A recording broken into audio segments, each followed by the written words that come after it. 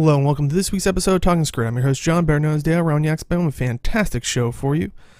Guild Wars 2 celebrates its 5th year, PvP Season 8 has begun, and new world relinkings and much more. But first, let me introduce you to my fellow host. He is a moderator over at MMO Champion. With the new PvP season out, we will find out if he pulled away from all the scrubs and if he could walk the talk. Say hello to Jim. Wait, who was in Scrubs? Ryan Reynolds. Really? I didn't know. We're going to know after 135 episodes. Oh, I think he had a small. Okay. Yeah. Well, I have stories about PvP for the start of the season stuff, so. Ooh, cannot wait. And he streams over on Twitch where he answers the age-old question: with the memory boxes out, will there ever be a time where we have memory boxes for the memory boxes? Say hello to Age. Memories light the corner of my mind. I don't know. Maybe. I guess if like anniversary boxes, you can have memories of memories, past memories. It's like like next year it would be like, remember 5th anniversary? Those are good times. I remember. But yeah, I'm going on tangent. Hi guys. Welcome. Well, it is the internet way. Put boxes in boxes. So we shall see. And you can see his stuff over on Twitch and YouTube at MMO Inks. With the WvW Relinkings, he will help us find out if it is the end of the line for any of the servers. He's our Canadian Bacon of Guild Wars 2. Say hello to Inks.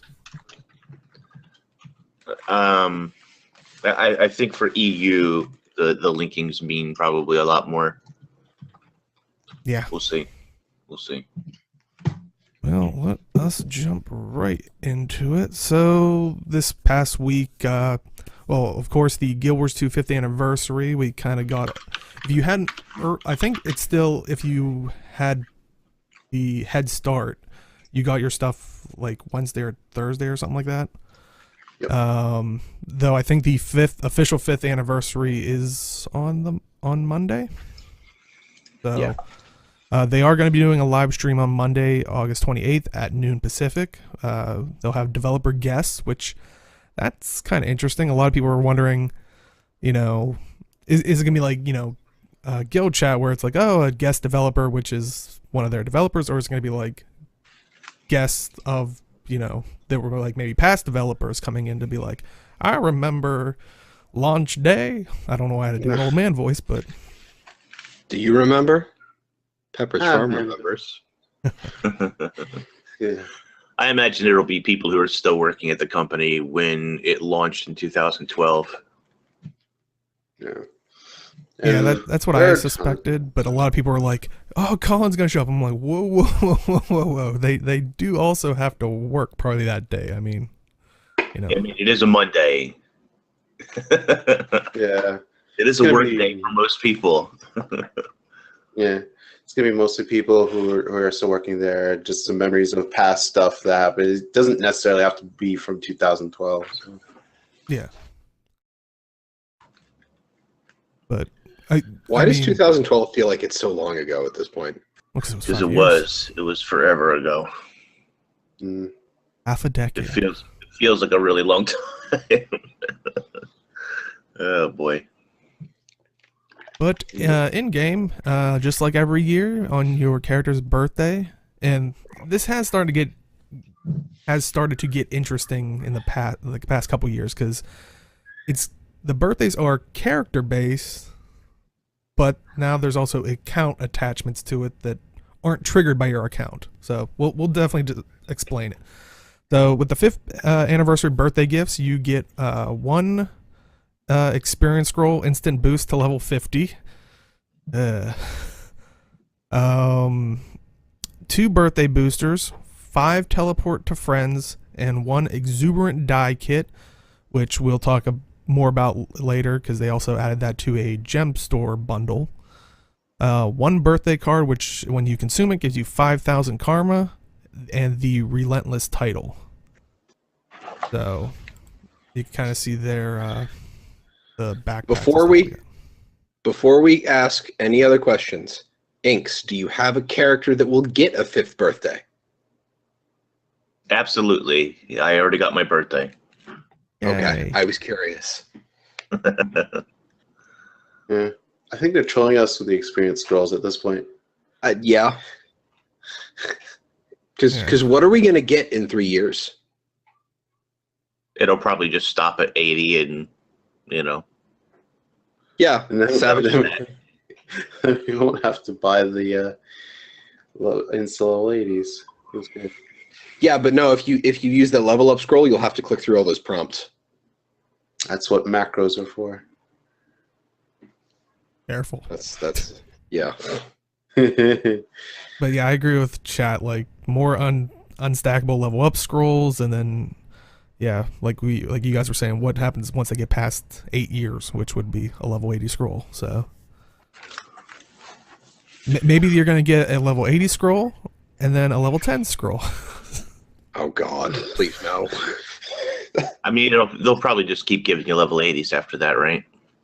Hopefully. I mean, the game has already been out for 5 years, so getting a level 8, getting like a level 50 scroll doesn't really even mean very much for most people. I mean, you buy a new expansion, you get another level 80 boost. So, I mean, yeah. And after 8 years, I guess, yeah, I'll be surprised if people don't already have each of the, professions leveled up, unless you just bought it like a year ago, a year prior. I just wish these things would stack better. I don't quite understand why that hasn't been.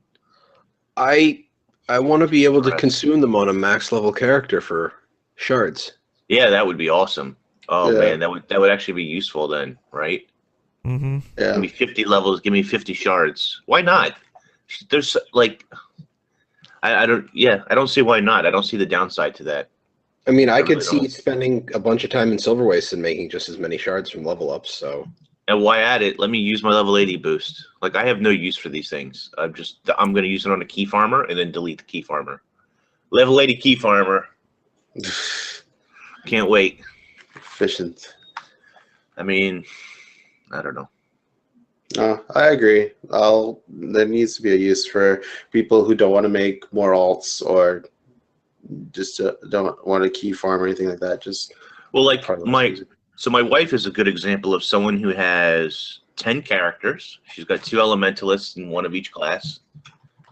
And she would have to buy another character slot, or she's going to have to buy another character slot just to use the level 80 so she can get the shared inventory slot. But she's not interested in making another class. There are no new classes. There's no new races. So she's not interested in, like, she has her 10 characters that she likes. And all of her birthdays, I mean, she gets 10 birthdays a year, right? All of those scrolls just keep adding up. She has no use for them. She doesn't key farm. So, they just stack up and stack up and stack up, taking up bank space, really. kind of like Tomes of Knowledge, which you can really only use in conjunction. Yeah, and she's got, she's a very casual player, and she has 4 or 5 stacks from just the years of playing casually, logging in, whatever. Now, it is important to note, those items we listed, apart from the Relentless title, I mean, you're going to get one for the whole account, but all those things are per character that has reached 5 years of time. So if you didn't get it now, like if you started a year later, that character's going to get it next year type of thing.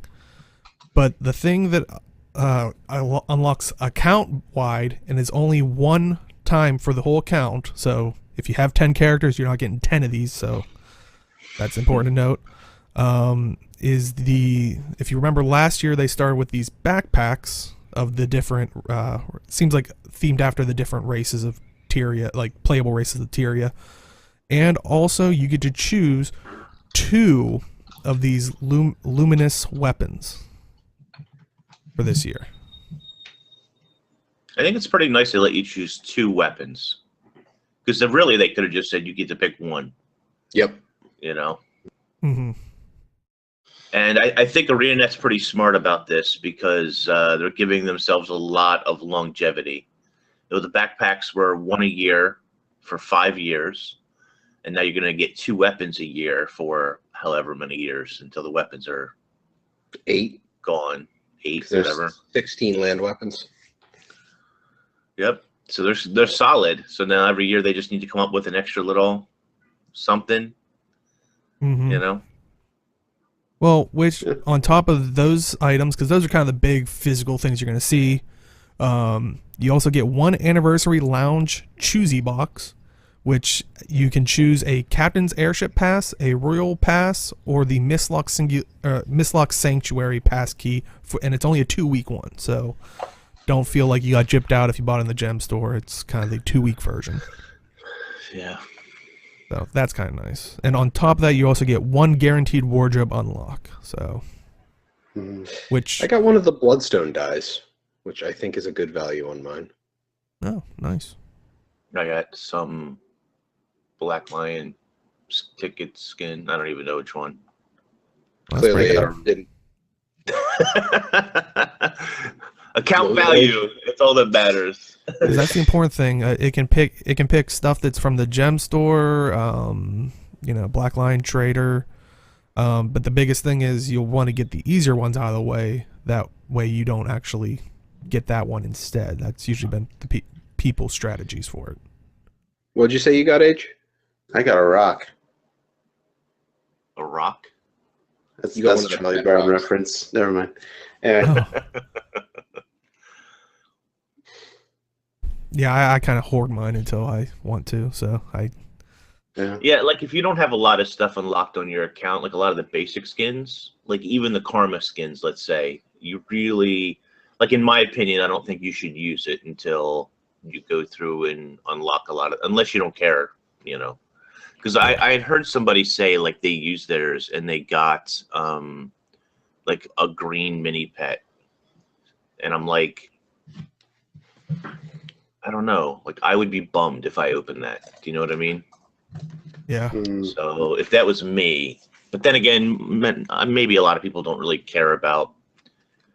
People probably not nearly as obsessive as I am about their account value and unlocking stuff. But and it's Fashion whatever, right? Wars. Yeah. One of the things, I think they're kind of weighted to more rare things. So that green mini pet could have been one of the ones you can only get via like a Black Lion Trader or like a Season 1 mini.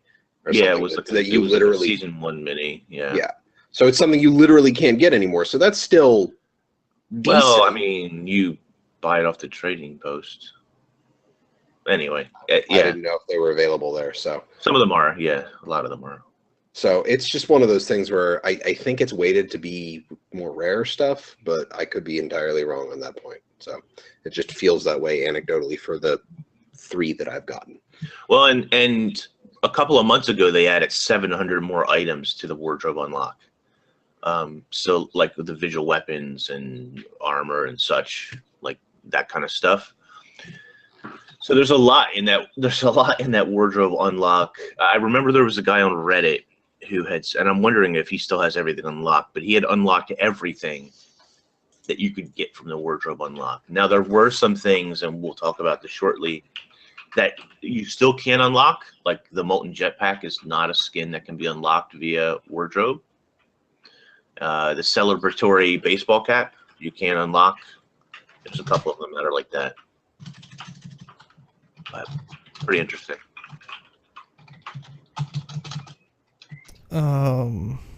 Also, if you haven't noticed, last year we got a special like kind of Guild Wars 2 themed finisher that kind of showed a sword being spiked into the character.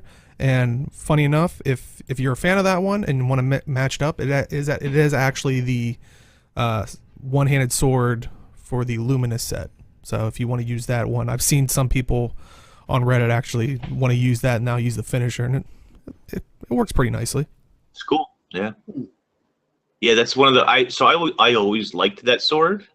So as soon as I seen that this set was that sword, I was like instant, no questions asked. That was Have to one have of your ones. Yeah.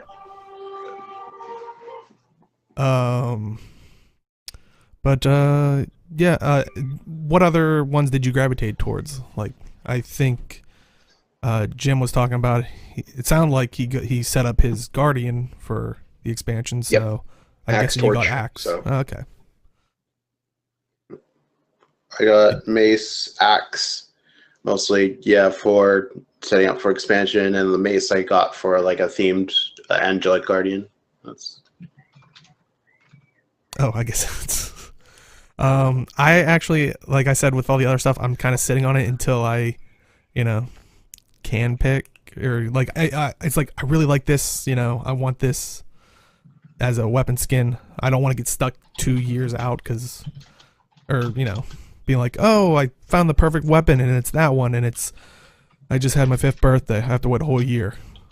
So I kind of just hoard them. I'm a horrible person, but you know, maybe people in the comments and that people's reasoning for it will sway me to pick one over the other. But I like them all. That's the problem. They all look cool. Yeah, a lot of them are really nice looking. If I didn't have Astralaria, I would have taken Axe right away. The axe head and everything is just such a nice proportion. Shield looks really good. A lot of them look good. Staff, I know my wife picked up staff and sword. I picked up sword and dagger just because Soul Beast's weapon is dagger. So, Want to buy offhand staff to go Gandalf? yeah. Yeah, looking at the rifle and stuff here, I don't know. I like a lot of them. A lot of them are really nice looking. They're Yeah, really they're good. really nice, nicely well done. Yeah. And hopefully it continues that trend of 2 every year. I mean, that'll be ideal. I also love how we just kind of glossed over the backpacks. Yeah, you get the backpacks again. Well, the backpacks were there last year. Well, which backpack did you pick this year? I got the Grove one. I got the Black Citadel one last year. Yeah, last year I got the Divinity one, and this year I got the Rhinos one because that's the one I wanted the most. Yeah, so first year I picked. Okay. Okay, good. Damn. Go ahead. No, I was gonna say I got the Asuran one, and once again I'm hoarding because I wasn't too wowed by any of them. I might get the Norn one because it's like we already have like the skinning one or the leatherworking one that's kind of like same-ish. The human one, it feels too polka to me. I'm like I got nothing with this. Like, yeah, the hat's a little. It's amazing. What are you talking about? Look at it. I'm going on a picnic with my hat on my backpack. So I picked Asura the first year, which is the one that I like the most out of all of them. And then I didn't know this year, so I just picked Divinity. I just picked Human. Me and my polka hat.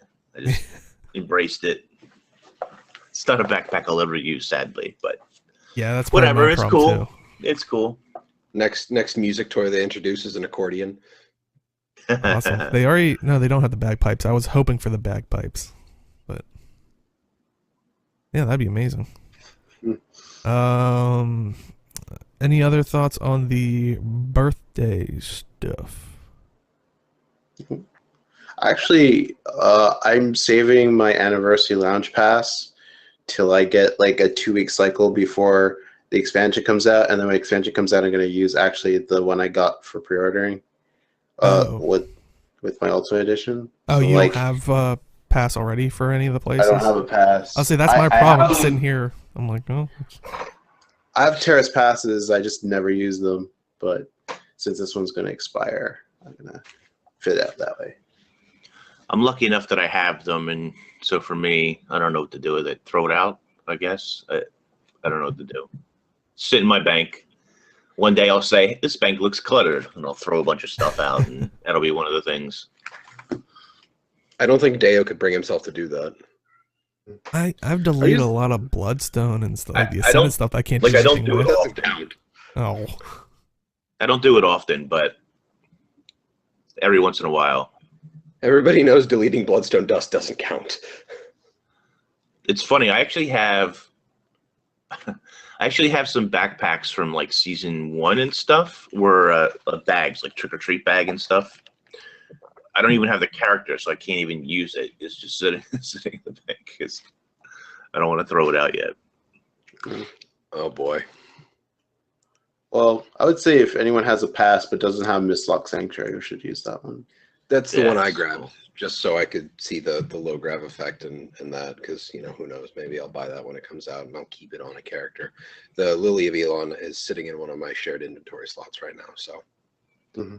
Yeah, if anything, I was going to probably pick up the Mistlock Sanctuary just to play around with the anti-gravity stuff, but yeah, besides that, I have the Royal Pass, and I have that pre-order one coming, so it's like, I just... You know what I wish is that so for the season 3 maps, they have like a consume all pass where it just takes up one spot now instead of all the spots. And I wish they did that with these lounges. I think that would be really cool. If you buy multiple lounges, let them stack into one consumable. Because, you know, I've been sort of fortunate enough and perhaps sometimes crazy enough that I own maybe all of them or a number of them. And it's like I never go or use half of them because, like, what am I going to do? Stack them all into my shared inventory slots? It doesn't really make sense, you know? So. Guild Wars 2 Passport, yeah, I like that. Passport, Guild Wars 2 yeah. Passport. And yes, Like chat. Sorry to disappoint. I charge- deleted so much Bloodstone dust. Before and after. I know that. a lot of people who did, especially early on, and I'm like, no. You can use it to make money too. So. Yeah. I gotta look up things and know things, and I'll just. Effort. Though I tended to keep that around because I could easily make it into bricks, and then I think you can change it back if need be. But the other stuff I would tend to delete more often, like the star things or whatever. But yeah, Believe it or not, Dragonite ore is now is the #1 currency that I just have too much of. yeah. My Dragonite ore consumer cannot consume it fast enough. But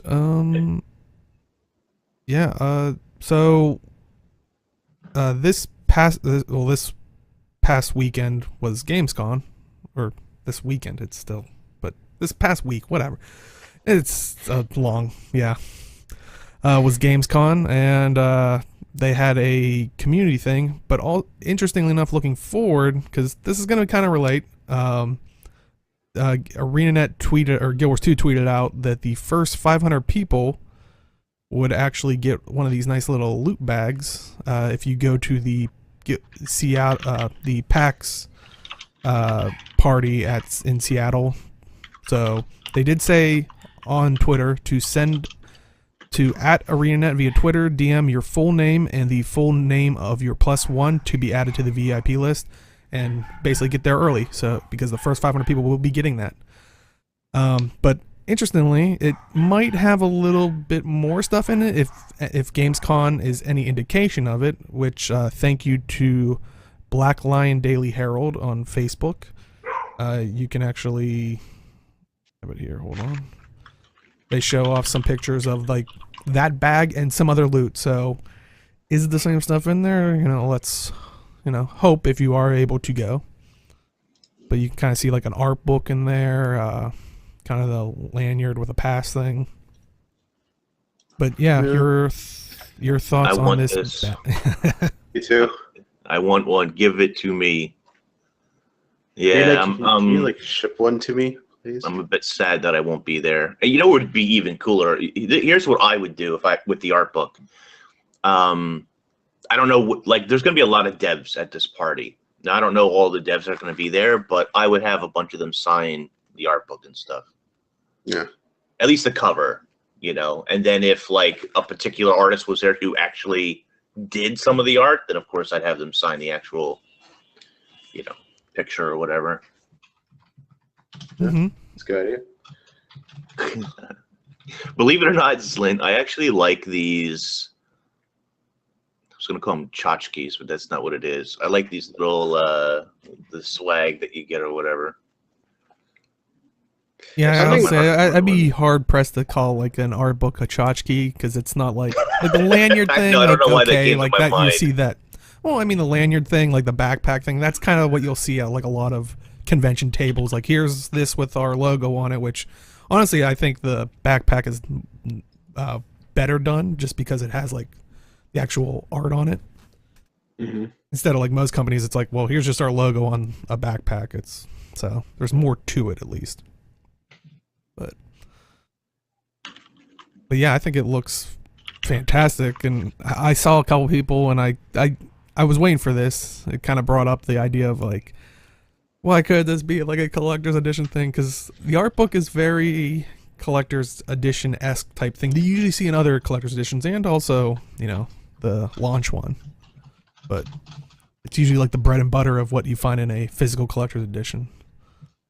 So, does it make anybody yearn for, you know, a physical collector's edition again? Not really.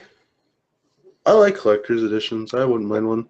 I do too. I'll admit I've bought basically all of the Blizzard collector's editions for a while now, but that's mostly because I like getting the art books because Krista uses them as references for stuff when she's working. So that's honestly why either of us get art books for special editions. And it's an actual kind of, there's a kind of sort of business reason to it before, since she works in art, so it's nice to have, but it's also nice just to have the stuff to look at. But honestly, with Path of Fire, I mean, they've basically got all of the art on their website, so it's not super hard to look at all of this art or find it. I mean, myself thinking about it, if I'm in the room where they're like, hey, should we do a physical collector's edition? What could be in it? This art book that they produced, at least, well, I don't know how many they gave away at Gamescom. Yeah, they're saying first 500, if this is in the package. So let's say they made 1,000 of them, yeah. Right? Like, why not? Throw it in the box. Give me a box, first of all. I want the damn box. But so the Raptor mount, they have this image of a guy on a Raptor mount. Now, it's not Bram. I know a lot of people said that, but that's my statue. Work's done. Just create it. Josh Foreman could do it. Just, pay him extra money, whatever. The Raptor mount, the guy on the Raptor mount, that's your statue. That's your statue. Done. Sold. $200. Give me money. Honestly, I'm kind of surprised. Like, I remember when World of Warcraft did it, they did the 3D prints of people's characters. I'm kind of surprised ArenaNet hasn't partnered up with that company, if that company's still around. Because I don't know about you guys, but I know I'd buy at least one of my characters. There's and now this I think is rather expensive. I don't really have a basis of price. I know Droyer has one. I know somebody else who got one as well. Brazil got one, but a different style. But there is there's a woman who makes toys for a living, and she actually makes Guild Wars 2 figures. First, they were like I don't have one close to me, but first they were like these little sort of solid body static chibi kind of guys, like pop figurines, basically. Sort of, yeah. But she made like legendary weapons for them to hold and all this stuff. Really cool. And Droyer's was an actual like posable figurine, like a figure art kind of thing with legendary weapons and and again, not these are all custom things, so not cheap, but I mean the potential is really freaking awesome. But even and I just broke them. But even this Ritlock here, right, which is not the one you get for the old collectors. I think this had to do with the Chinese collectors, if I remember. Not the super highest quality, but cool enough. I'd buy it. I'd buy one of them. Yeah. I'd probably buy it. Now I need to fix them. It's just like Heart of Thorns. He comes back and we have to fix everything about him. But I saw some people saying like, oh, this is just like the hype stuff. But actually, Black Lion Daily Herald did ask some questions that were pretty interesting. So they asked about build templates, and they did reply, there will be no build templates at the launch of Path of Fire. This is something they are aware the community wants, and it is on the table. But they kind of stressed that like all features for the expansion have been revealed, so we're not gonna get any more like out of nowhere things of like a new feature or anything like that. But they did say, and they've said this in the past, this expansion is about the content and not so much the features. So I mean, your guys' thoughts on They are aware that people want to build templates. I mean, It's going to be a thing eventually. They've kind of got a proto one with the default builds in PvP. So clearly they have a way to do it. They just need to figure out how to pull that to, everything else in the game. Yeah. I was hoping for it for the expansion, but I'll wait. I do need them though because I have way too many builds and setups. So I'm sorry, but I don't mean to be mean or rude, but I don't understand. Hey, it's great that it's on their radar. It's great. Even Teapot and DeRoyer had talked. DeRoyer did a video, like a vlog style, and hopefully whatever they recorded will come out later, where they talked to Mike Z a lot about a variety of things. Build templates came up again, and there was some other stuff, and DeRoyer had said, like, Arena is hyper aware of these issues and these wants in the community. But and that's true, but then why is it not a thing? Is it a technical reason? Is there a technical limitation?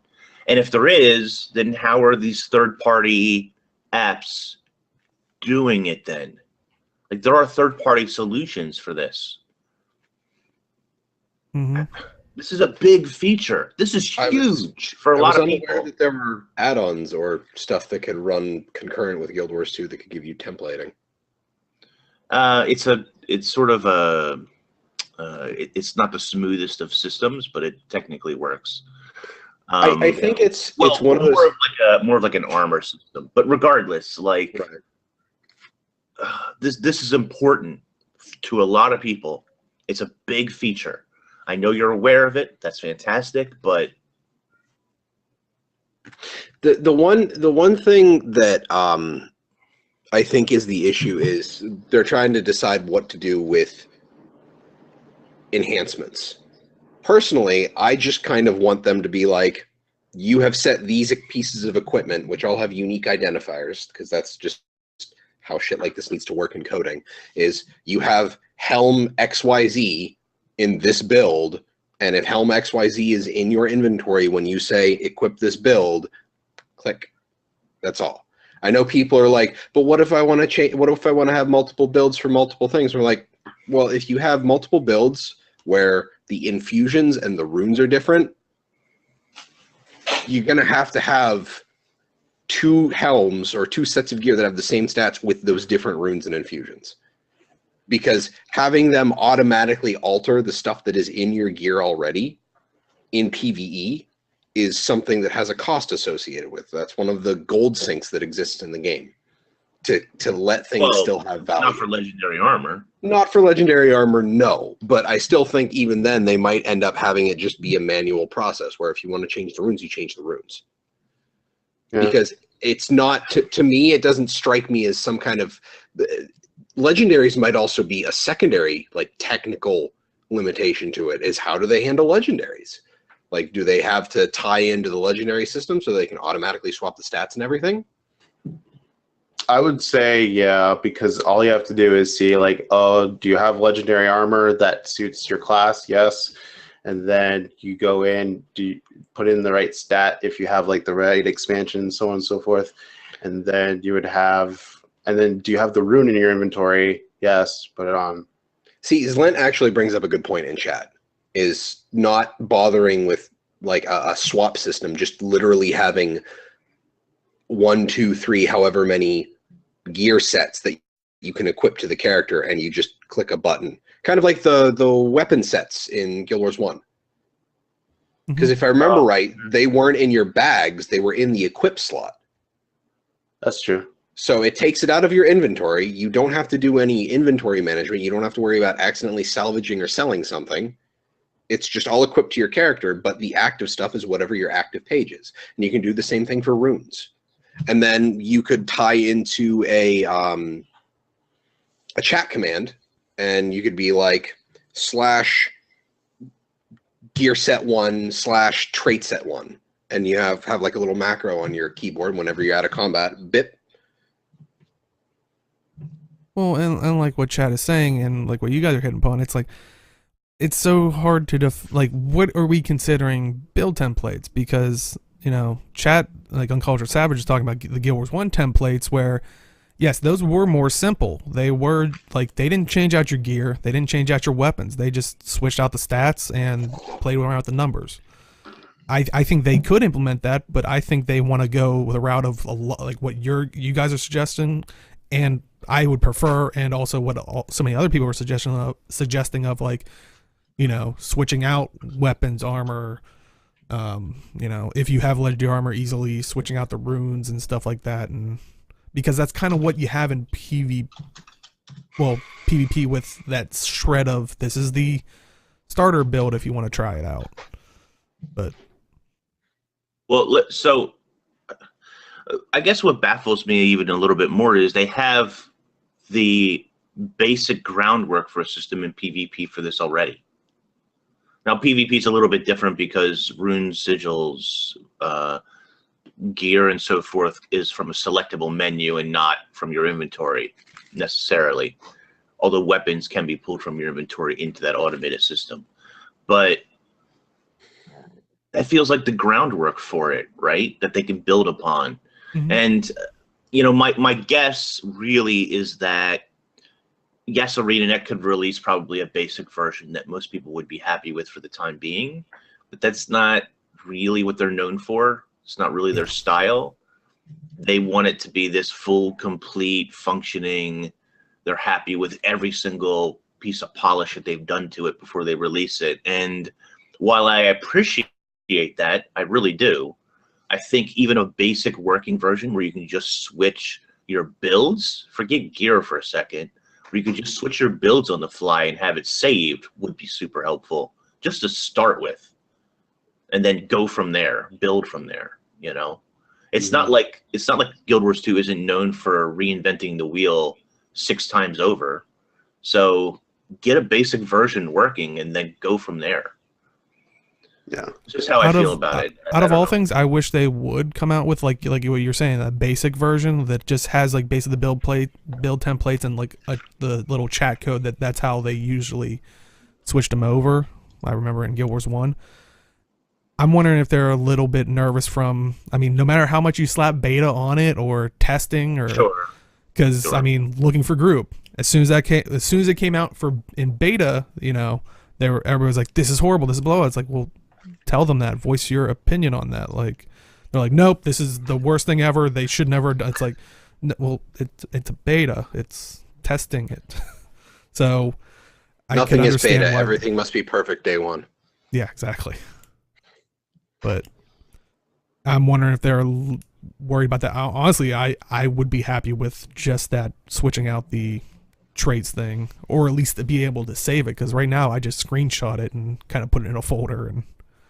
But yeah, it would definitely be nice for at least the basic one. But yeah, I kind of agree that they're a company that likes to kind of go beyond what they used to do or something. So I could definitely see that my guess is they're probably heading towards the switching out everything type of deal, and not just your build of stats and stuff like that. But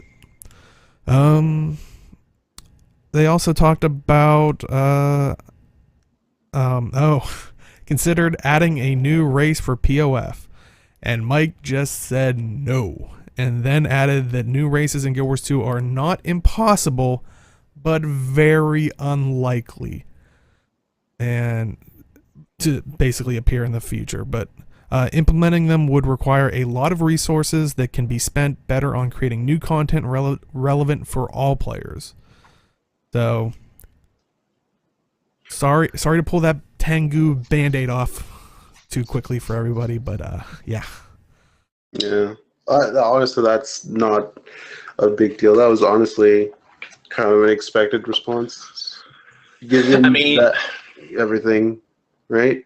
It does suck that they can't do it. I mean, it'd be nice, but given the time and effort they put into other content and the time it takes for that content to come out, it's just going to take way too long for an actual race, unless they spend 2 years making it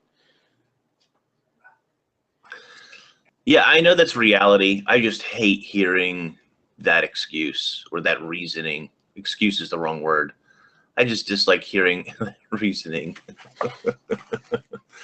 But I do understand, right? The armor work alone is probably a giant headache for them and tons of work. We know that they have issues with armor already, unless like Uncultured Savage is saying it's just some other humanoid race. Maybe that would be slightly more fitting. The Largos get de-winged. I just I just think that a new race adds a lot to a game, especially an expansion release.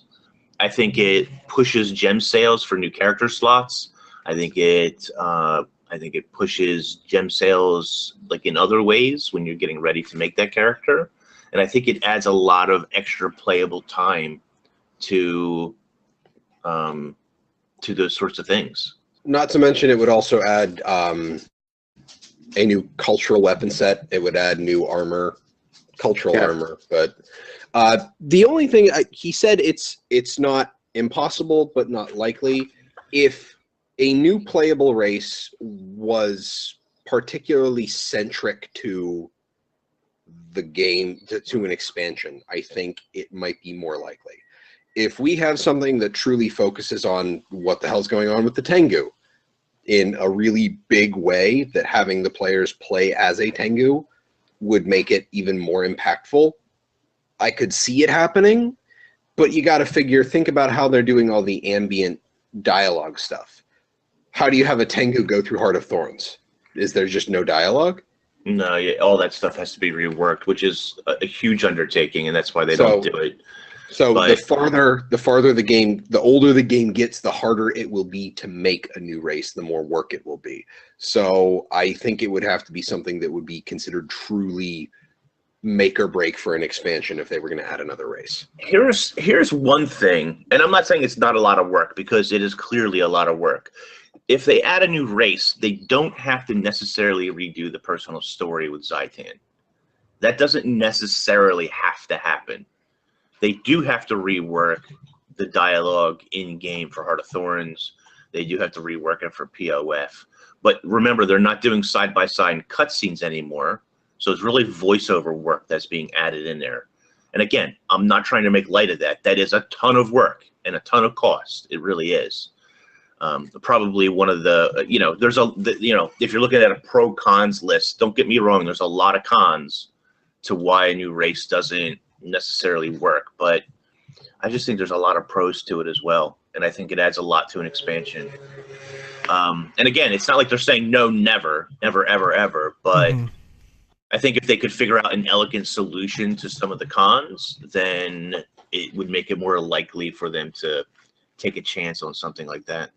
Now, actually, my question is, because we were kind of brainstorming this back and forth, I think, in Guild one time, and I saw it go one of two ways. One way is kind of like what you guys are saying and what Chad is bringing up, like, oh, they'd have to design a 1 to 20 area, or even a couple, or doing what Sylvari and Asuran did, where they had the 1 to 20, and then it combined to that, one zone, and then it kind of spread out there. Sure. Or they could kind of go on a slightly altered route of what, going back, they'd also have all those issues of going back to the old story, all that stuff, and it wouldn't, for lore people or stuff, it wouldn't make sense. It's like, why? I'm gonna use Tengu as an example. Why are the Tengu here? They weren't helping us before, but now this one is, and I mean, they had a couple, but not right. But I think there's I think that story works well for Tengu. It works for other races as well, where they have their society or themselves walled off, and that's why they weren't part of the Zaitan initiative. So you do a story inside that new starting zone, and then it's boom, you're out into the world or something. Or maybe the new race, it has to be a level 80, or that's a bit restrictive, obviously, but hero races around that. Well, actually, that's what was another thing was. It would make sense story-wise if, like, say if I'm just going to use this as an example, POF somehow brings out the Tengu are finally going to help us. What if that's a sales pitch for the expansion, like it's going to unlock in there, but it basically says you have to get to this part in the story, basically where they become our allies, and then when you create a Tengu, it becomes a level 80 of whatever profession you do, and it starts at that storyline. Like it's not going to be like you can't go back and do hot stuff. I mean, you can go into the zones, of course, but you can't do the story. You can't do personal story because they weren't there for it. But the account had to unlock up till then. So that's kind of weird how to implement that as well. And I don't know. I feel like we're falling into the Revenant profession kind of falls into this as well a little bit in terms of relevance in story. Before Hot, Revenants weren't actually a real thing, and there's some holes there here and there.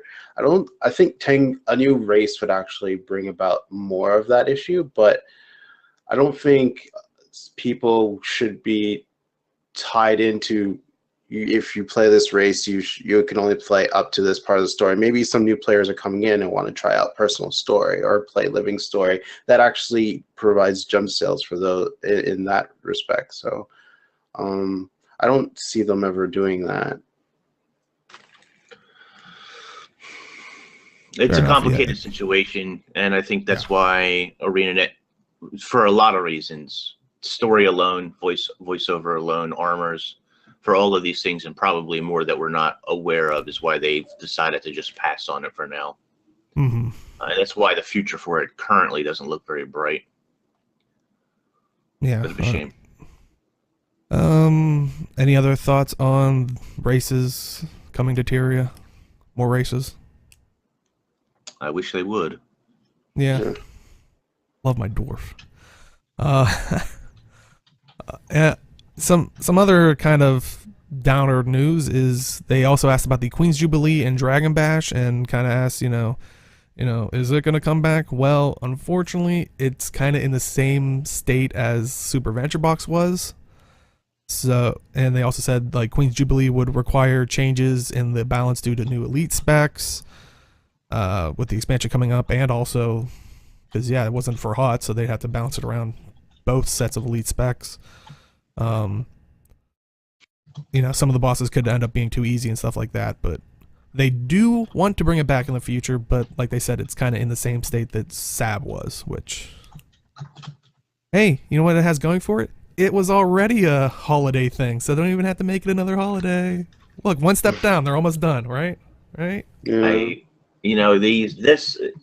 The next topic too we're going to talk about, but this and the next topic, there was discussion about DeRoyer had mentioned on his vlog that they talked about the current events team is called something like, it has an in-house name of like Rapid Response Team or something like that, some kind of name. But what are they? Again, I hate to be the negative Nelly, but we constantly hear that they're working on holidays and events. So, I mean, I really hope that Halloween and Winter's Day this year is something special and not the same old copy-paste new rewards thing. Otherwise, are they just working on new rewards? Like, I know they had to go into the new PvP map and, like, fix that for the holidays. And apparently that is, like, a thing they can turn off and turn on now. But you hear about them working on holidays, but we haven't had anything new really in holidays for years. Like Winter's Day and Halloween have kind of been the same. If not, they've been taking stuff away. So what, don't get me wrong, I understand it's broken, like, and that was sort of what I had said for a long time, that it was broken like SAB, and that's why it's not back. It takes a lot of work and a lot of people to fix those things, obviously. And that's not really their priority. I get that. 4 weeks to launch, we're not going to get any new current events or side stories. Again, I understand, because POF is literally around the corner, but these holidays better be good. They better add something new, a new little piece of story or a new event or something, because they haven't changed in years. Continue the Mad King story, please, and like Prince and stuff. That would, but yeah. I'm personally not hopeful for that, because kind of like what Ings is saying, Halloween was one of the ones where it's like you can't even play the old chapters of the Mad King Yeah. stuff and the Prince And again, instance. Like, I feel like that stuff suffers from the same problem as Queen's Jubilee and Dragon's Bash, probably. It just doesn't work anymore. It's broken because of whatever they changed in the game. And I understand all that, but it's Yeah. frustrating. Do the thing. Yeah, it's frustrating. Yeah. I actually, Halloween was kind of broken last year. It was kind of like a patch job that they did. So hopefully it'll be good for this year. Because they didn't say it would, that there wasn't any problems with Halloween. So hopefully it'll be fixed. And Winter's Day is pretty much the same. I think the things that for holidays is because of the the auras you can get. Winter's Presence, and I forgot the one for Halloween. It was like Wing Fury, Night Fury, whatever I think it it's was. Night yeah. Fury. Night Fury. There you go. So I think it was. They don't really see much new things that they add besides a few new awards for a yearly thing, and then there's the overall progression towards those items. But it'd be kind of nice if they did add more like new things. For example, for Halloween when they added what's his face, Bloody Prince. What's his name? Bloody Prince. I Yeah. forget Well, his real name. Well, when they added that segment for, I think it was the second Halloween, that was really cool. I thought they were going to like expand on the lore about the Mad King and his wives, his children, and things like that. That'd be kind of cool if they implemented that every year. I don't know if that's a huge undertaking, but it'd be kind of nice if they did that every 1 to 2 years, where we could see a bit more lore in that regard. With Winter's Day, I don't know, they could maybe add some more a certain type of encounters with the Six. Tix Infinarium. Yeah, English is hard. But yeah, add just little bits of new things every 1 to 2 years to keep it fresh or new for the players that have been around for a long time. That's what I was saying. And it doesn't even have to be this big involved thing. A simple story instance. One year in Winter's Day, they added the Grinch. It's not called the Grinch. It's called something else. God, my brain's failing me today. The green Yeah, but it was like a The- char or not char. Wow. Grawl. Grawl. Yeah. They were But just both stuff good as like well. that. It doesn't have to be. And Prince Edric.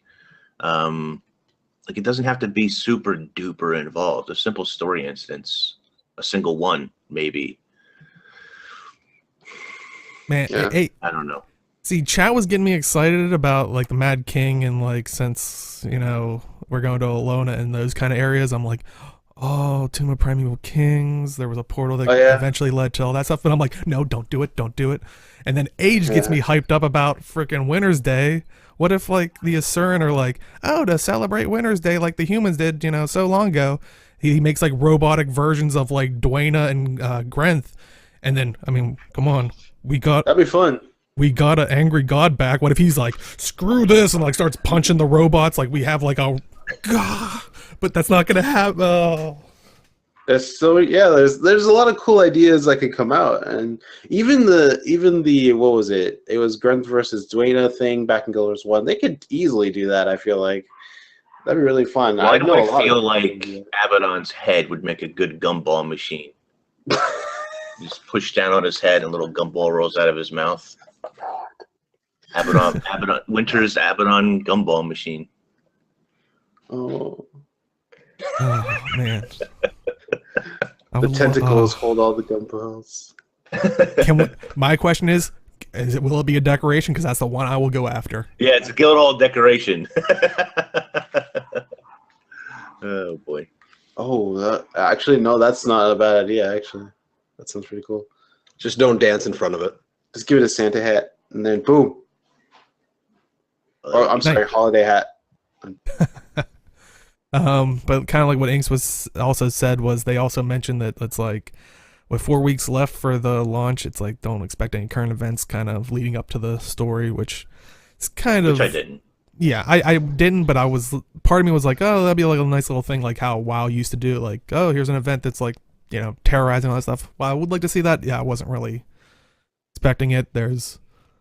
I feel like the With living this- story kind of did enough to lead up to it. Like it just would be random, and I mean, we have more Alonians in Lion's Arch. Small little stuff was enough. I don't think for this expansion we would really have, you know, stuff that would warrant. I think the reason World of Warcraft did that a lot, the pre-expansion launch stuff, is because duration from the last story in WoW and then the lead up to an expansion was much longer than this. Yes. So I don't know if we necessarily need that, because that was more to generate more hype for the expansion to get people back in the game. So, Yeah, honestly, I feel like Living Story does that in smaller, like, because I was thinking, like, it really doesn't work with POF. Like, we're just kind of chasing after it. In, you know, HOT, I was like, well, like, I guess they could have did, like, vines or something to stick up. I'm like, hey, they did that.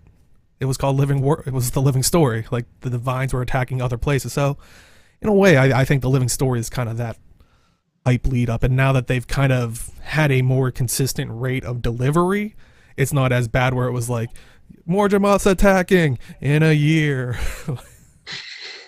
Like, you know, now we only have to wait a couple months. So, yeah, definitely okay with not seeing current events. But, yeah, I would definitely like to see a revitalization of the holidays. Oh, yeah. I would like to see those side stories continue, but I'm hopeful. Let's just say.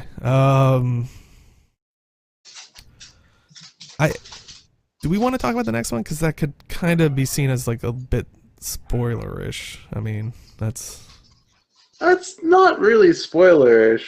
okay. no, they say that in the class preview for it. So, Well, they asked about No, I think it means the next bit after that. yeah. Well, they talk about the story about these spellbreakers, how they were former sun spears, and they kind of ask about the other profession that was kind of based off of the sun spears and stuff like that. And they asked about, you know, it won't be a playable class. They were already rolling that out. You know, they're not really unlikely they're going to do that. But will they meet any of the other previous professions, since the sun spears that were kind of Paragon-esque, you know, are or played out in these stories? Will we see maybe the dervish? And Mike kind of just, you know, said they'll let you discover it. So not a yes, not a no, but yeah, really. he's not saying, but he's just saying. Yeah. So it might be at least lore about what happened to dervishes back in the... Yeah, I think so. That'd be really What happened to their magic or whatever. That's an interesting way to think. Yeah, was Lynn saying Weaver is essentially a dervish without the religious aspect. So, yeah, possibly. We shall see. But they asked about the balancing specs for elite specs for raids, and if they check out like QT and like the other meta stuff out there. And I'm kind of glad they said that. Balancing things is not easy. Shocker. Because players will always find class compositions and synergies of classes that are the most optimal, and some classes will always simply end up being less represented. What's important though is that right now, even though not every class is considered to be optimal or meta, it is possible to use any of them in raiding environment, and they are all viable. Mike himself raids using non-meta classes, so Yeah. that's good to hear. That's a good way to go about it. I feel like if you're going to raid in Guild Wars 2, it should be you should be able to play a profession. You should be able to have a build on the profession of your choice, and it should be able to work to some degree. Provided, you know, there's room in your raid party for it. I mean, if your guardian if you're a Guardian player, you should be able to like run a damage build that does decent amount of damage, which is what I like about this previous balance patch, that every single profession can do at least 29k damage and up. So, and that's perfectly viable for any raid scenario right now. So It's one of those things where as long as you can hit the bar for everybody in the raid to pull a certain amount of weight, you're fine. But it's how easy do you want it to be? If you play something that is more optimal than what you're currently playing, you're going to get through an encounter faster or easier or something. But it's one of those things where I think often, and I don't want to get down the rabbit hole of talking about pugs versus organized content, but I feel like publicly the pug environment influences what a lot of people outside of raiding tend to see. But organized groups can do a lot of random shit. I mean, Yeah. what? There was a 5-man Gorseval no updraft kill at one point? Or at least just a 5-man Gorseval kill. So clearly they only need 5 people to do that. So 5 people can just be in there dancing or playing musical instruments while the combat's going on. So yeah. What it really comes down to now is one of the two. yeah, I think I left my window open. I think what it really comes down to now is just, honestly, just mechanics. Just getting through mechanics in raids now. Like everything, you know, you have different heal builds. You have kind of supporty builds that complement healing. You have boon sharing X something else builds. You have everyone has a damage build. It really just comes down to mechanics now. So. There's a reason I'm not on like a raid design team, because when Jim mentioned, you know, people having to hit the bar, I was like, what about a raid boss? Literally a swinging bar, and you have to hit it enough times to shoot the force back so it doesn't hit you and kill you all. Get out. Just leave. That would, come on, that's amazing. But yeah, any other thoughts on the basically bet if they monitor like kind of the QT stuff and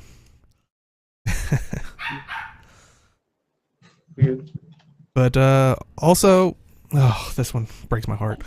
They also did notice after the beta week, or I don't want to call it the beta weekend. The demo weekend. Yeah, the demo weekend where we got to try the elite specs. They noticed the Renegade, which was the Revenant's elite spec, doesn't have underwater skills. Mike did say though that he's not 100% sure, but he thinks it's a bug. And as someone that plays Revenant, I really don't think it's a bug. Like, I think it went over their heads again. Revenant summoned the underwater stuff. I actually didn't check if all of the elite specs had underwater skills. I did go into War vs. World, but I didn't really check.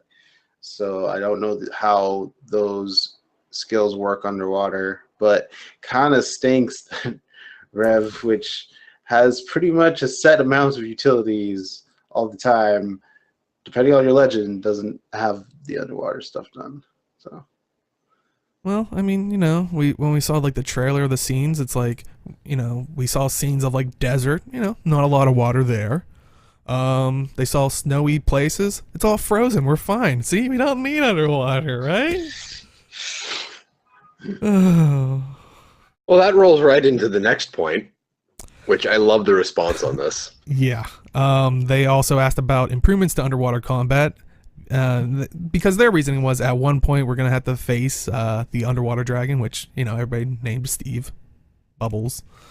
And they said Mike was kind of dodgy here and only replied that things can always get better. Just hoping. This is something I've said on the show before. Underwater combat in Guild Wars 2 is the best underwater combat I have ever played in an MMO. Yes. Admittedly, that raid boss bar is about an inch off the floor, but yeah, exactly. I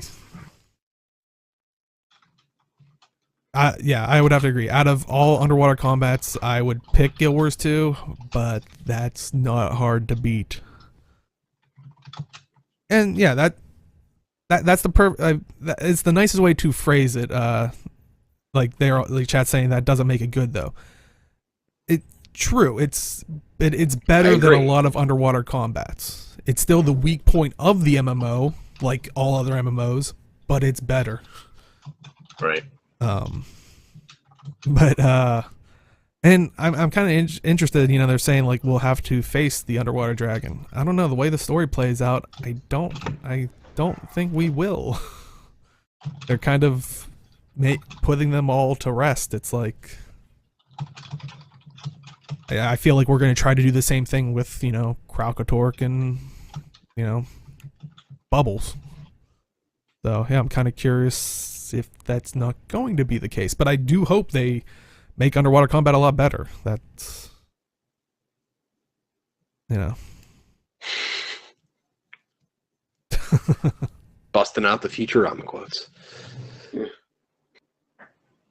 But, yeah, so, I mean, I think this is an easy question, but would you guys want to see them make underwater combat better if they have it on the table? Yeah. Yeah. I have a legendary underwater spear, man. I gotta make use of it.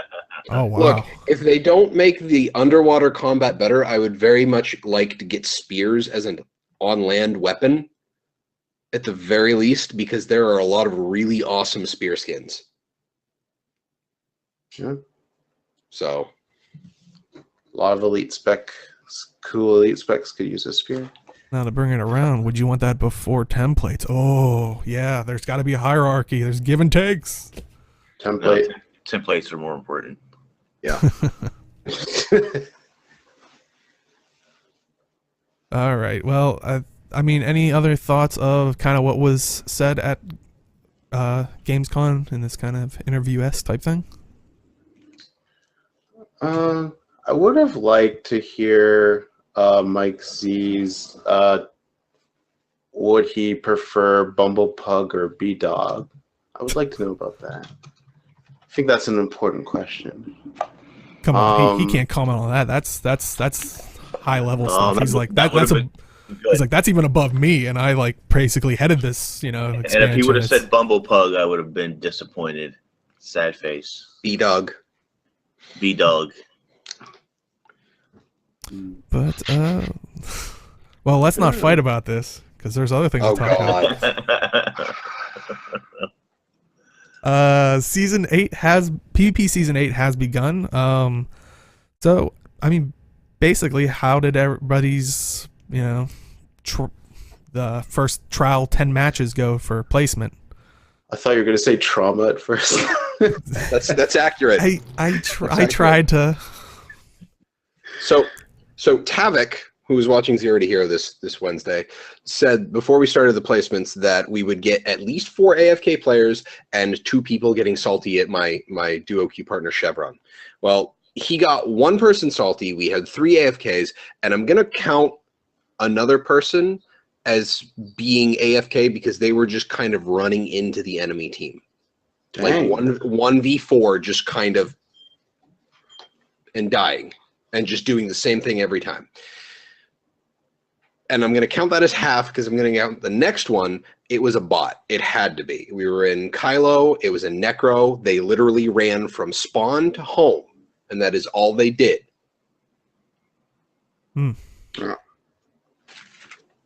So the second person who was salty was a thief on an enemy team, where it was about 250 points for my team to 40, and I typed in map chat, are you guys okay?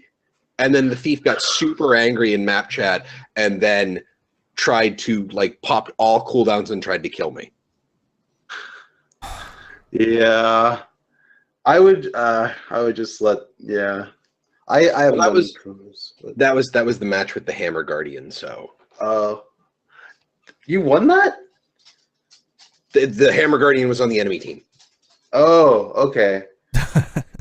That makes sense. I was like, but yeah, I haven't played myself yet. I've been hearing all the stories about, you know, a bunch of Condi thieves, knockback Ventari, people just. I'm in a Discord where a bunch of people are playing PvP and they're just not This just having so many. The only person that actually I think is doing well was Shin, because he lost like one game on Warrior and then just won the rest. It's only, and then he played Necro for his placements and things like that. Fantaram did well, Chafe did well, but yeah, like basically, if you like are good at PvP, you're doing fine. If you're like under that, you might struggle a bit because teammates are weird. Yeah. Not looking forward to it, to be honest. I plan to cheese this season just on everything I play, so there you go. Are you going to be losing your way to another piece of Ascended Gear Inks? Or are you just not going to bother? No. I mean, I play. I haven't even started yet, and I generally only play 1 or 2 matches a day just to get a little bit of rewards here and there. Yeah. Easy daily, too. The seasons don't really mean a whole lot, and not to me anyway. If you're trying to get legendary armor, then I think that you should really try to play hard, because this is one of the easier ways to get it, in my opinion. Yeah. I did look at the recipe to craft it, and it's pretty equivalent to making raid legendary armor, because you need all the gifts and stuff. Yeah. So. And did I enjoy PvPing? It was so much fun. I did my 10 matches and placed into Yeah, see, Deo is so good, guys. He doesn't have an Platinum? icon. He's that good. Yeah. That they didn't have an icon higher than legendary, so he has just a blank space next to Yeah, it. they're like we're still working on this. This is this isn't even supposed to, you're not even supposed to get to this level. I mean, What, you did it to get the Dolyak finisher way back when, and that was it. that was an added bonus, but honestly, that was when I think you needed to be Dolyak rank 2 to go into SPVP. So I had the best of intentions, and I played like 5 matches. I was like, no. So, but the Dolyak finisher was just an added bonus. Oh no! Don't want to see that question. Oh, that would truly get us derailed if we talked about Mayweather and McGregor. That was a conversation at work. What profession do you think they are, if they had to be represented? No, I'm kidding. Warrior and answer, Warrior. Okay. Probably Warriors. Yeah. But speaking of PvP stuff, this past week it's kind of been brought to the attention of many that permanent dishonor might not be so permanent, which you're probably like, huh? Though, what was it? Probably a couple months ago when we talked about the monthly tournament was basically Pretty much last month. good call. Literally last month. I realized that once I said monthly tournament, I was like, well, I'm an idiot. We talked about kind of the issue that the people that won actually paid some very good PvPers to basically win for them so they could get all the goodies and stuff like that. And ArenaNet did not like that, which, good on them. They decided to, I think the people that, basically the PvEers that pay the PvPers, didn't they, pretty much everyone got permanent dishonor. Yeah. And everyone involved got permanent dishonor. They can only play in custom games, and I think that was it. They weren't allowed to be in unranked, ranked, or automated tournaments. So all their main accounts and their alt accounts were banned from PvP with permanent dishonor. They're currently active accounts. Yeah, I should say that, because what happened is that they just bought new the PvP players bought new accounts, and then they're just playing PvP on those, and I think they actually qualified for automated tournaments. So, Well, I think they won, by the way. Nas, anyway. Posted a picture of him with the little sun orb over his head, which is cool. and in front of what looks like his statue. So did it already happen? Did he win? Probably because it's like near the end of the month. It's every end of this last Saturday. Is that I E see. or NA? That's NA, NA. right? Yeah. Yeah. So the message here is break the rules, buy a new account, and keep playing and keep breaking the rules because it's fine. Oh, and Chad is That's the confirming message they I'm did getting. win. Well, technically, he didn't break the rules this time around, but the problem is that there doesn't seem to be a firm stance on. So I should break the rules, get my account banned, buy another account, and keep breaking the rules because I'll just keep buying new accounts. Who cares? Well, it's one of those things where they have the initial statement was ambiguous. Now that we see what has ended up happening, they did not state that their current accounts would be banned. You're punishing the account and not the person. And that's ridiculous because it's the person committing the problem, the crime, which is a bit dramatic, right? But it's the person breaking the terms of service and not just the account. So giving them permanent dishonor so that they can't play ranked matches, they just bought new accounts and they keep playing. Well, and because these guys play PvP, they don't care about any of that other stuff. Right. And their main accounts aren't banned. So all the gems and loot and stuff that they've gathered is still there. They just can't PvP. 7-bit, they do have other ways to track it. They have IP tracking. They can track the location you're logging on to the account from. So unless they're using proxies to do this kind of stuff. I've seen this argument very strongly before by people. It's like, well, you just can't stop them, so do nothing. No, that's not the solution. That's crazy. Now, if you find out, you ban them. And I'm sorry to be so like crazy about this, but they're not even hiding it. They're not pretending to hide it. They're not trying to be sneaky. They're visibly public saying, here we are. There was a tweet by one of them that said, this game isn't even worth playing, even with the new elite specs. And yet, there they go, winning another automated tournament. It's literally a slap in the face and a joke. It's a joke. It really is. Mm-hmm. Yeah, well, we can continue to talk about it, but yeah, Chris Cleary actually made a few words about it. If they want to play on another account, that is fine as long as they are the owner. There are no rules against players playing on multiple accounts or owning multiple accounts. I believe we intend on watching participants of this tournament for TOS violations. Community opinion does not dictate player punishment. And then they also said there seems to have been some impression that these players and all their accounts would forever be prevented from participating in PvP in any fashion forever. That was never stated, and their punishment for their previous actions have already been carried out on a number of each of the main offenders' accounts. If they break the rules again, they will be punished more severely. Is there a blacklist? Yes. Are they on it? Not yet. Do I have to literally murder somebody in real life to get on that blacklist? I mean, what do I have to do? Honestly, I was gonna say I swore that was the issue. Was while the people that bought the PvP players, they got their main accounts dishonored, but I thought the PvP players, I thought it said in that post, if I remember correctly, it said their accounts and their alt accounts. Yeah, no, this is accounts that were bought after the incident. Yeah, it's a brand new account. Oh, okay, which is fair enough, but this just sends a really bad message to players across the game. You ban me, I'll buy a new account and keep playing. And probably keep breaking the rules, because what are you going to do to stop me? Yeah. And I'm sorry, but when you come in, what was the point of giving them dishonor in the first place? Why bother? So you get $30 out of them? Who cares? What is the point?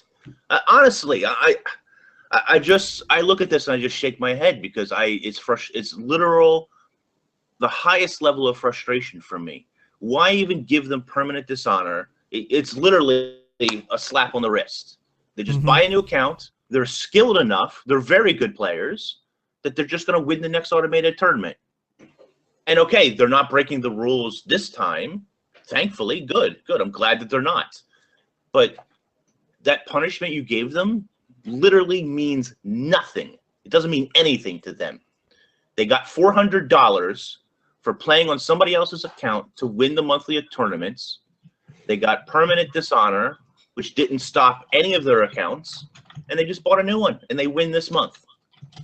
And they'll win next month, while they continue to trash talk the game and tell you how terrible it is, and yet they keep playing and winning monthly tournaments. It's like spitting in your face. Yeah. When they did the initial ban, I kind of disagreed with some of it because I felt like, again, the PvE players weren't punished enough. The PvP players kind of got punished because, you know, they can't play PvP anymore. But with this coming to light, it's kind of okay. They're allowed to play, and then the problem I have is really that they're not blacklisted. Yeah, that's you're kind not of, even on a blacklist. that's kind of one of my problems right now because they did something really bad. You should Like, what do you have to do to get on a blacklist? That's what I want to know. You must have to do something really bad to get on a blacklist. They're publicly breaking the terms. They're not even trying to hide it. They're not trying to be sneaky. They're not being quiet about it. They're publicly doing this and streaming about it. And some of them are partners. And it blows my mind. I don't understand. They still have partner status after that? I don't know, and I probably shouldn't even talk about it. I'll probably get in trouble. Well, I would say Chat did bring it up. And... Yeah, they are still like displaying their partner links on their stream, so it's not like this is something that's hidden. So I don't understand how people still have partner links after violating TOS like this to such a it doesn't look good. Let's just for perspective. Brazil makes a video, and don't get me wrong, I'm not saying that Brazil is necessarily a saint. He makes a video where he calls them liars and dishonest. You can't have that from a partner. They kick them out of the program. But you have players who willfully break the terms of service. You don't even stop them from playing in the next monthly automated tournament because they just buy a new account, and they have an affiliate link or a partner link. I'm not sure if they're partners or affiliates, but either way, they're making a profit from selling your game when they willfully broke terms of service and really didn't receive a punishment, as far as I'm concerned. No.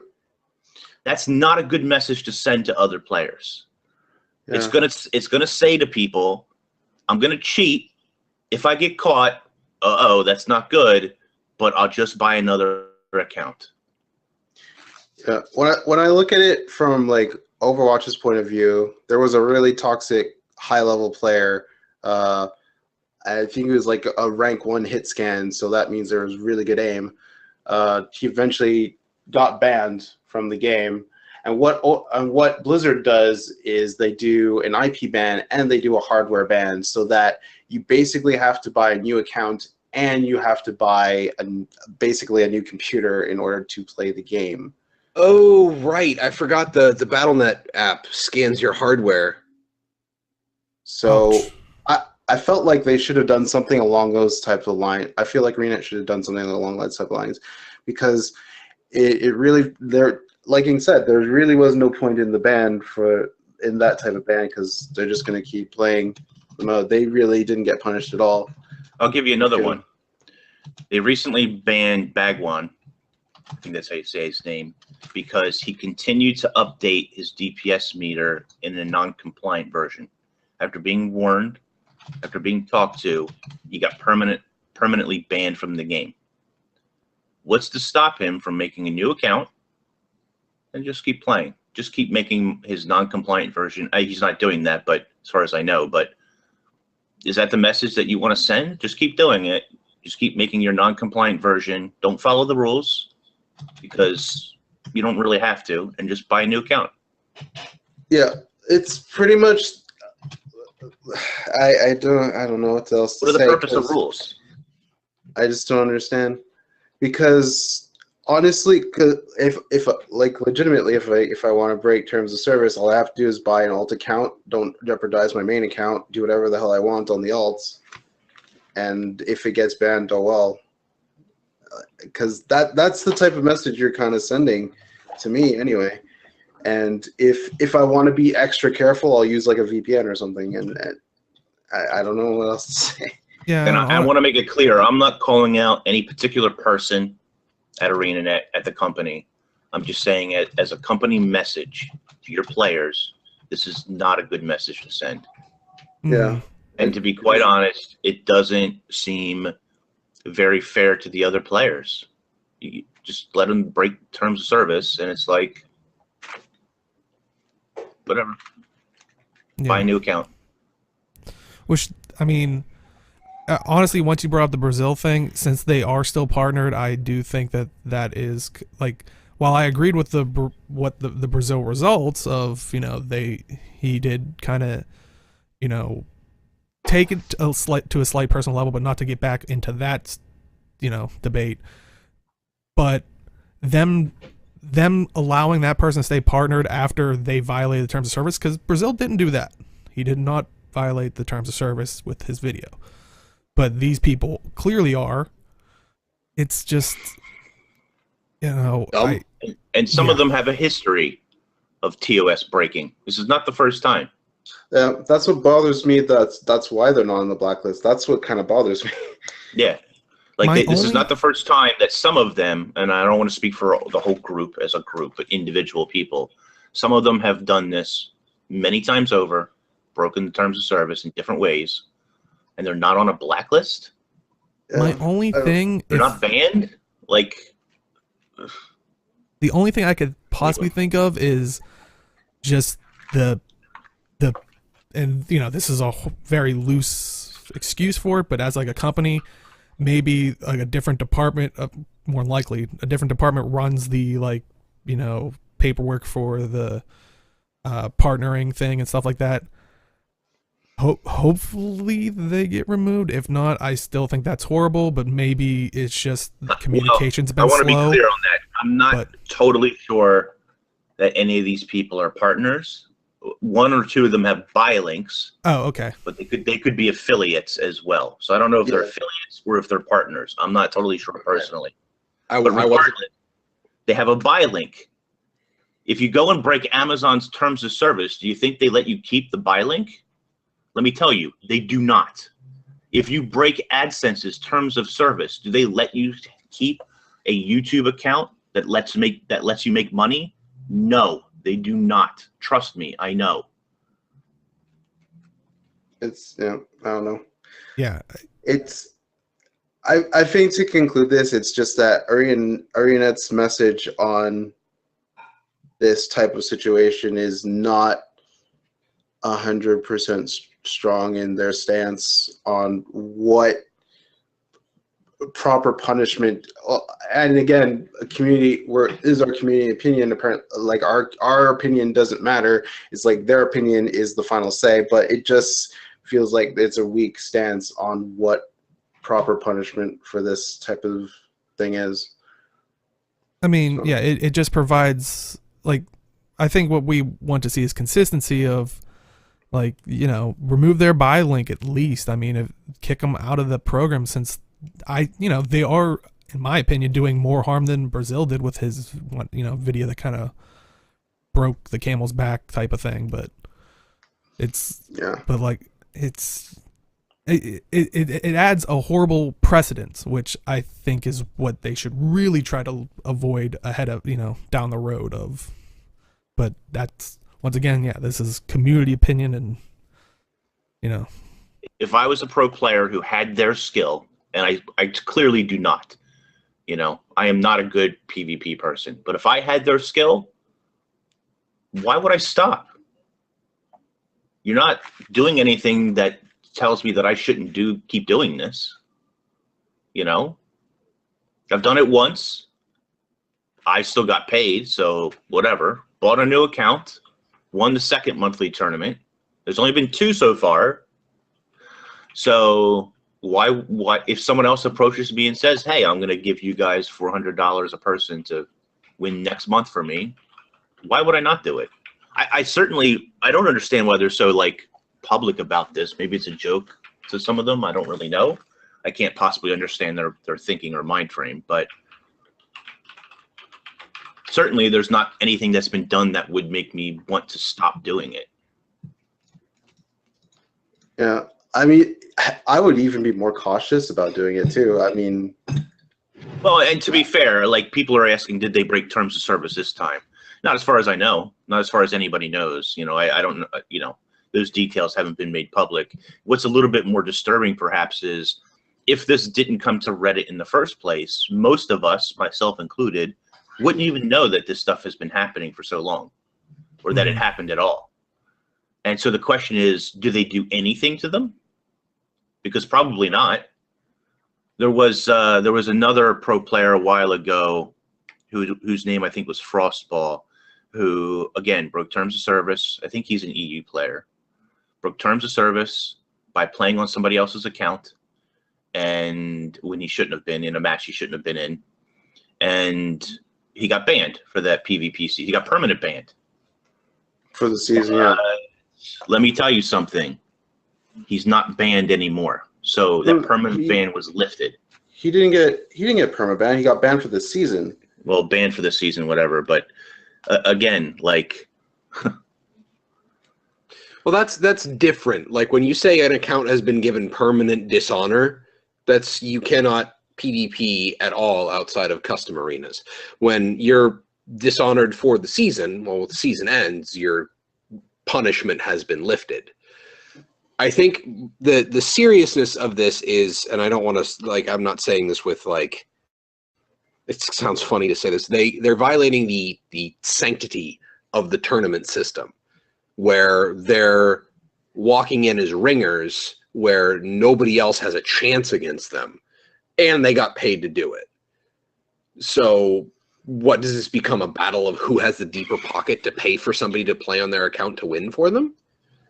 So that's what makes this worse, is that they walked into something that was supposed to be an automated tournament, a way to show, hey, I'm better than all these other people with my team with me. We're just the best people ever. And you paid someone else to do it. So that's what makes this more serious. So I think that whole permanent dishonor thing, I'm with you on that, because my entire stance, because, you know, we were joking about that whole slap on the wrist thing previously when this came out first, and we thought it was a permanent dishonor tied to the person, not the accounts. It doesn't matter now. And sure, and I even said, you know, during that podcast that I felt like permanent dishonor was not really the proper answer. That some, you know, length of penalty probably would have been better and give them another shot. And that was long before I knew the history that some of these players have. But, I mean, they didn't even get that. They just played the next automated tournament like nothing happened. It's whatever. It's crazy. I don't know, man. And I see a lot of people saying, I broke the terms of service. Whatever, it's fine. I know, but chat's turning into like, I'm Spartacus. No, I'm Spartacus. But you do so knowing that you risk your account, that there's a possibility you could be permanently banned from the game and not allowed to play again, where you have to buy another account and you got to do secretive IP ghosting nonsense so that, you know, you can get around it, right? Yeah. And I'm sure there's plenty of people that probably do that who have suffered from this. But you know that risk going in.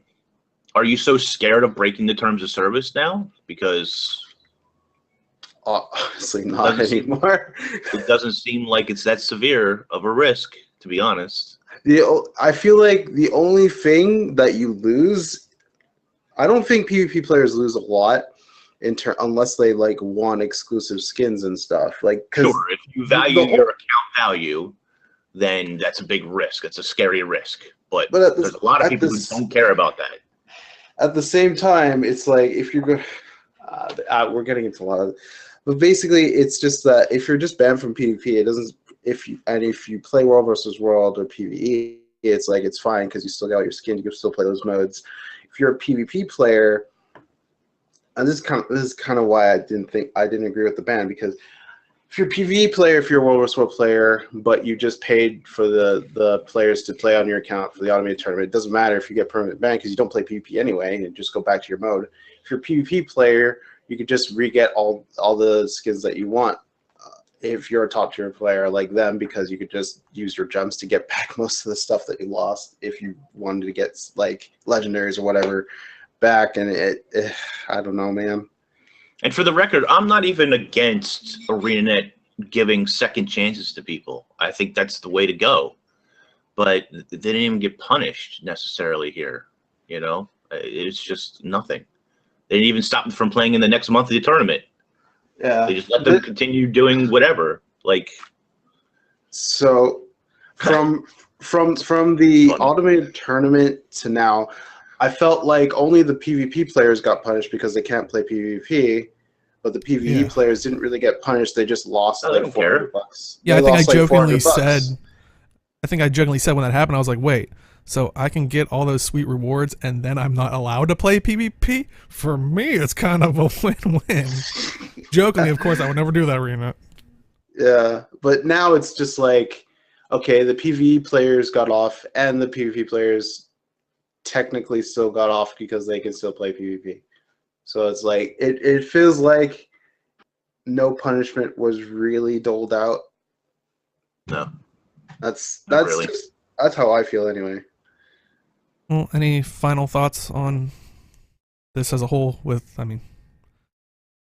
I'm sure this won't be the last we hear of it, but disappointing.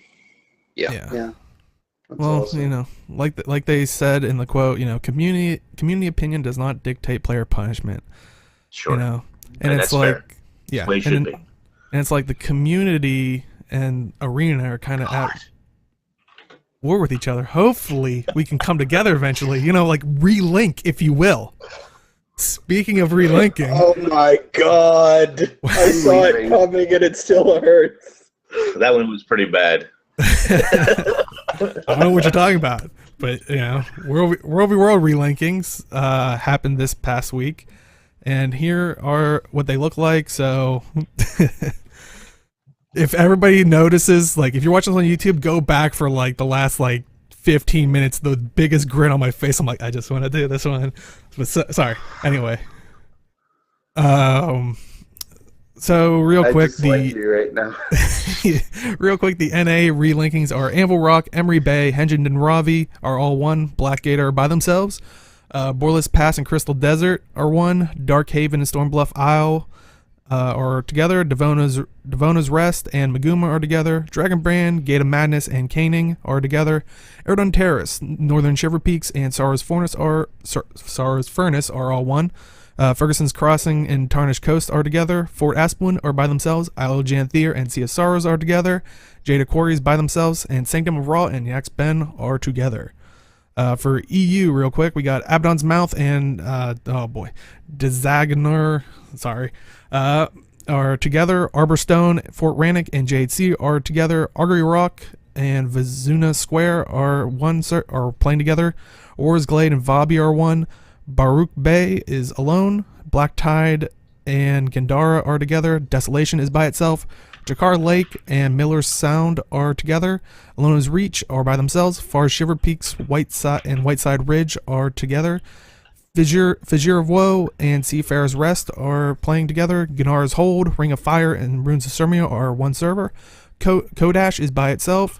Pike and Square and Underworld are together, and Riverside are by themselves. So,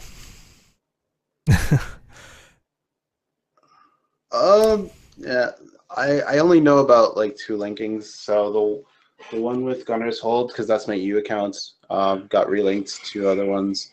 I'm away from Teapot, so I can't. Oh, so Teapot anyway. But yeah, I guess it's kind of standard rebalancing. So yeah, none of these really affect me necessarily. Yeah. So I don't know. I'd have to really read the forums to see if people are happy or sad with these relinkings or whether it's good or not. But yeah, I guess we'll see. Yeah, I haven't. I've unfortunately haven't jumped into WvW yet, but I think we have a couple guildies on Sanctum Raw, which, if that's the case, might want to hop in with them while this is happening. But Apparently, I'm just glad to be Vabby is away really from Alajan stacked, Thier. but still has a link. No. Yeah. I know that a lot of people flocked to Vabby last linking round, and Underworld was with them, and it was a pretty strong linking. It's kind of weird. Yeah.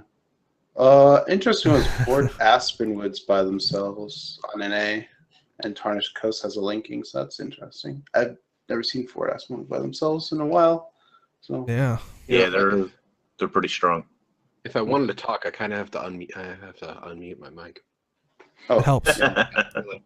I really just kind of want to see realm switching fixed because my friend wants to play WvW because he wants leadership runes, but he's on Boarless Pass and I can't play with him, and he doesn't really want to play if he's the only person playing.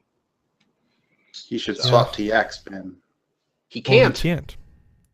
Oh, It's full, right? It's full. is it? Yeah. Probably Oh. still is. Yeah. Can't get on the yaks. And I'm not And going we're to not tell him going. to switch to Sanctum. I'm not going to like say, "Hey, switch to Sanctum of Rawl," because For a couple. what happens when we're unlinked? Yeah. So Yeah. Get her Yeah. leadership Spend runes more back. money. That's brutal. Yeah. Hmm. I think we talk about this every time. Yeah, I'd like to see a better way to do the worlds. I mean, so the servers are kind of like they're dead in every other game mode. I mean, let's just put the last nail in the coffin and do a different way to come up with the 3 color teams. definitely.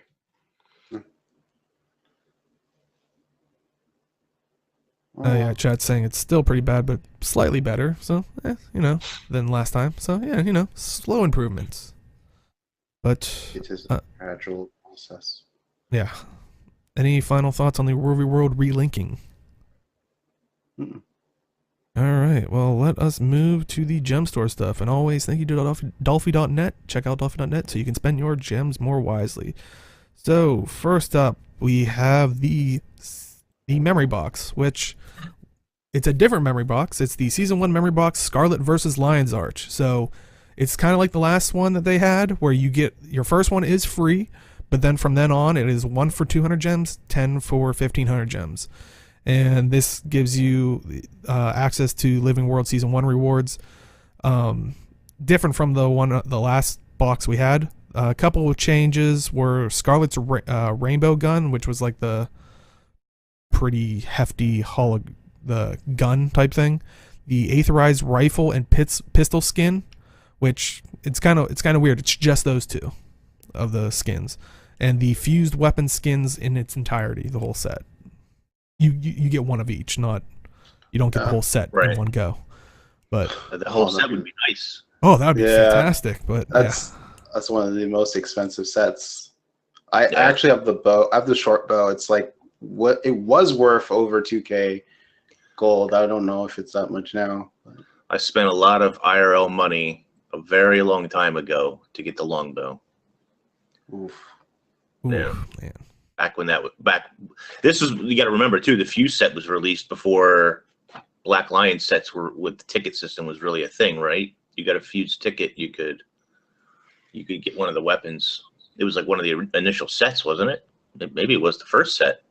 I think think yeah, it was so. one of the earlier ones at least. But yeah, it was. But I remember I had to spend a lot just to get a ticket because it wasn't like the system we have today. It was a lot worse. Yeah. I remember. Would love to get the Rainbow Kiss, but I opened a couple of these. I just had my free one. I think I got 2 Everlasting Quaggin tonics. I was like, nope, because I already had those, and I've been giving them away because they're just. Wait, not aren't you valuable. supposed to not get stuff you already have? Well, they're not. Tonics don't count. Yeah, they're not Oh. like thing that unlocks on an account. So I need a tonic tab. yeah, I actually do need a tonic tab. My tonic tab is my bank tab right now. But Several bank tabs. Yeah, it's getting crazy. my joke character is.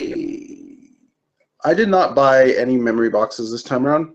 I wasn't sure if I wanted to, because the first time around I really wanted the Molten Jetpack. So I'm like, oh, I'll buy like 20 and we'll see what happens. This time around, I don't really want any fused weapon skins. If I want something like it, I'll use like the dungeon. What's it called? The fire charred one, Crucible of Eternity or something like that. But I can get weapons from there that are similar. Aether's rifle pistol skins I don't really need because They're cheap. Yeah.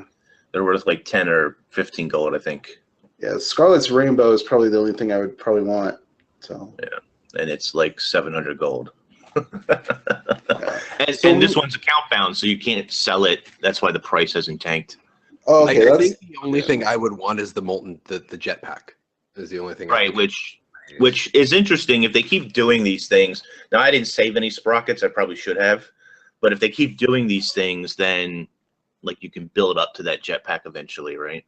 They're going to do a lot because each time with my free one, I got one each. I'm saying that too. One. Well, in 100 more chests, and 98 more chests, you'll be there. I did get a sprocket which I used to get more blade shards because I want to finish all the back pieces because I have the green one left. You can multiply those in the Mystic Forge. What do you mean? Like you can throw blade shards in and get more blade shards out with a few other ingredients that are actually relatively cheap. Oh, that's cool. Really? Yeah. I didn't know that. I didn't know that either. You throw like 10 in and you get like something like 30 to 50 out. Or like you multiply it by like 3 or 4 times. That's cool. But yeah, so yeah, it like we said, it has the sprocket thing, so it's like a secondary currency system to eventually you could get what you want. Eventually, like I can see chat, unfortunately had probably as much luck as I had where getting 1 or 2 sprockets at a time. You're not getting much. But while I still would like to see that system with black line chests, but let's see how this plays out. I guess it seems like we might get more memory boxes down the road, but who knows? On one hand, I like the sprocket system. I wish they would bring something like that to the Black Lion chests. And don't get me wrong, some people are a little angry that like they bring back some of these rewards, which I can understand on some level. But I don't love having Black Lion chests and having these things. That feels like too much. It's like RNG chests on top of RNG chests, when really I think a lot of this stuff could just have been incorporated into Black Lion chests. But I think they're going to keep doing this, to be honest. I think these have been probably profitable for them. Mm-hmm. So I think we'll probably see more of these. Yeah. So definitely good luck to everybody if they buy these. Next up, we have the Champion of Tyria outfit. So this is 700 gems, and it is an outfit, so you can hide the head slot, but it's all or nothing. So it's not bad. Yeah, you're really going to want to hide that head slot because you have these weird antler things on the top. I don't even know what that is. Like, I actually like this outfit a lot, but I hate that helmet. I hate it. I hate those antlers. It's killing me. I was like, was it Hat or someone I was talking to this past week, and they brought up, kind of reminds them of Beetleborgs, that hat, and I was like, yes! Oh my god. Oh, wow, that takes me back. Holy cow. Yeah. I'm going to have to play Simon Cowell on this and say that's a no from me. Yeah, unfortunately, yeah. When I saw this, I was hoping it was going to be kind of like I thought it was the birthday outfit. Yeah, I thought it was going to be like a veteran gift or something. Like, oh, if you have the account, kind of what they did retroactively to make up for the hot thing, where they were like, oh, if you have the account before this date, we'll send you that one outfit. I thought it was going to be because you kind of have that Guild Wars 2 logo dragon thing on the, side tabard thing. It's like, I was like, I just can't help. Arena can't help themselves. They design an armor. Oh, this looks really good. It's missing something. Butt cape, side butt cape. And they're like, nope, I'll erase it. No butt cape this time. Can't help self butt cape released into the gem store. It's a tabard. Like, Well, this is a thigh cape because it's I know. covering the leg. A sash. it's just people like butt cape, and I'm like, it's a tabard. Like a lot of the other armors, it's a tabard. Like it's got the It's a chest half plate. tabard in this case. Yeah, I don't have a huge problem with the drapey looking stuff, but then again, I'm running the Honor of the Waves heavy legs on my Guardian, and I play him the most because I like the look of it. So, Generally speaking, I wouldn't mind it, but it feels like they can't help themselves. They're just like, what is it missing? there's Need a butt cape or a leg flap or something. if the little like side Guild Wars 2 logo thing was just a pair of pants, I might actually use that on a heavy character. I might actually use the boots or the chest piece. I don't like the gauntlets, the shoulder pieces, or the helm, but I've literally only found one heavy helm that I actually like, and that's the Phalanx one. Because, hey, look, a gem store armor that's actually an armor. But Well, I mean, we have Again, the Abaddon yeah. helmet now. You're good, right? No. It's an okay outfit. Yeah. And don't for get me me, wrong, I like the Guild Wars 2 logo. I really do actually like that, and it's dyeable and it's cool, but I like all of the color, like I like the texturing to the Guild Wars 2 logo. It looks like cloth. It is really well done for the I was gonna say textures. it dyes marvelously when you see that on the Sylvari, that green, like the kind of shimmer you see off the Yeah. dragon part. Like it's absolutely beautiful. Like, but yeah, I for me 700 gems. Like I just wouldn't use it. Like if they would have gave it away for free as like that kind of like like an anniversary or kind of like veteran thing, I probably would have used it for a little bit and then I found a use. By the way, it's a side topic real quick. Okay. I found a use for outfits. I'm not a big outfit person, but I found a use for at least plain outfits. Anytime I need to preview something in the future, I put an outfit on because my character looks so noisy with all the effects and the green. The snow, you can't tell what's really going on in a weapon, that I could put on like a plain chef outfit and then you can see everything perfectly. So I found a use for them. well, there you go. Took me a while, but I found a Pro use. tips. Oh boy. Okay. Also, Wow. in the any final thoughts on? I think we. Okay. Also, you can get the sheet music glider for 400 gems. It is dyeable.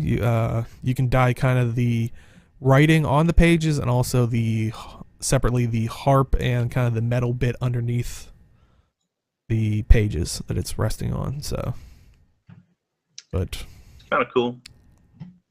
yeah, it's And definitely it's 400 interesting. gems, which surprises me actually. Mm-hmm. It's not for me, but I know I instantly when I saw this, I thought Arlie, because she has the flute gathering tools. I was like, I know she's gonna buy this. Like, this might be her Abaddon type thing. Like, I think she just willingly was I like, think "Here's my anybody who gems." likes the musical instruments in the game, and I know there's a community that focuses around that, would probably like this, I think. Mm-hmm. But yeah, so you can pick that up for 400 gems. I mean, did any of you pick it up by any chance? I was considering it. I think it plays different music too, if I recall correctly. Yeah, definitely. The link to the video will be in the description. We can try to pick one up for the chat if someone can grab that link. But I'll do it. yeah, the music for it is absolutely fantastic for it. Like, if you're a fan of just the music itself, then definitely, pick it up. But yeah, other than that, okay, there's the link for people if you want to listen to it as well. But yeah, definitely interesting if you are interested in that area of the game, like the sounds and you like the weapons and kind of like that guild, the the Bard Guild or whatever that's now raiding. It's like they should all be getting these. Like it'll be perfect. for them. Yeah. Hmm. But also we have the mini Squire Arene, which you can get for 400 gems, and it has that ridiculous helmet. It's Is a this like Beetleborg the fan. 4th Oreen mini? Like, It's a lot. Yeah. And I've seen somebody had said like, oh, they should just make outfits for Arene, but it would just kind of be the same thing, really, right? Because you're still paying for it. Yeah, you're still gonna pay for, putting silly. The helmet is just so ridiculous. I just can't. It's more amusing on Arene, but because Puppy Dragon. Yeah, it's like, no, I just dressed it Yeah. up. Oh, but no, you just we get that little home thing from Arene when we do the story. When you buy these minis, it unlocks an outfit, so you can be like, Arene, go put on the outfit, and she'll come back, and there you go, God. boom. That would actually make it worth a little more worth its money. I probably if they would did buy something some. like that. But yeah, And yet there is still no We Love Fine Arene plushie. a fan made one, a really I nice know. one actually. Yeah, But why Yeah. why is it not in the official store? I give Why them do you time. have logins but not Arene? Yeah, because I was gonna say, I thought I saw Gail Gray tweeted out, and she was like, I was like, oh man, like I hope it is coming to. There's still no Traherne mini. Yeah. Gone and forgotten. I think we'll live.